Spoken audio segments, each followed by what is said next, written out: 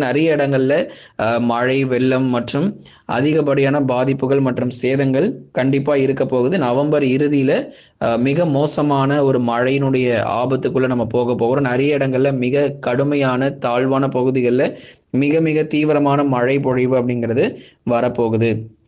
முதற்கட்டமாக தாழ்வு பகுதியாக உருவாகி மேலும் வலுவடைந்து வடக்கு மற்றும் வடமேற்கு திசை நோக்கி நகரும். முதற்கட்டமாக இந்த தாழ்வு பகுதி பொறுத்த வரைக்கும் வடக்கு மற்றும் வடமேற்கு திசை நோக்கி நகர்வதற்கான வாய்ப்பு இருக்கும். அப்போதான் இது சென்னையை நோக்கி நகரக்கூடும். வடக்கு வடமேற்கு திசை நோக்கி நகர்ந்தாதான் இது சென்னையை தாக்குவதற்கான வாய்ப்பு அதிகம். அதனால இது தொடர்ந்து வடக்கு வடமேற்கு திசை நோக்கி நகர்ந்து சென்னை உள்ளிட்ட பல்வேறு பகுதிகளில் நமக்கு அதிக மழை பொழிவையும் கொடுக்க போகுது.